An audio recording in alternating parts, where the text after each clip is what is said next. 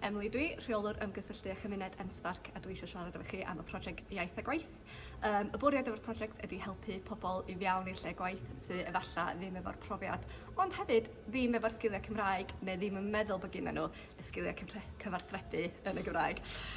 So beth da ni'n neud ydy helpu nhw efo hyder ac efo gallu nhw i siarad Cymraeg, ond da ni hefyd yn helpu cyflogwyr, so da ni'n rhoi y pobl mewn gwaith am 6 mis a rhoi gwersi Cymraeg yn nhw mwyn i cyflogwyr gael sylwi efallai efo chydig bach mwy o sylw a chydig bach mwy o help mae rhywun ar bapur ddim yn cael y swydd yn rhywun sy'n perffaith i'r swydd efo nhw. Da ni hefyd yn ogor gofodau Cymraeg, so mae pobl yn cael dod i fewn i gweithio dros dro mewn awyrgylch Cymraeg lle wneud pawb cymryd chydig bach o amser i siarad efo nhw os dyn nhw'n teimlo bod nhw wedi hyder yn y iaith, ac y bwriad yn y diwedd ydy ni'n siŵr bod pobl yn gallu cyflogi yng Nghymru pobl sy'n siarad Cymraeg ac i'w sgilio pobl yn y iaith.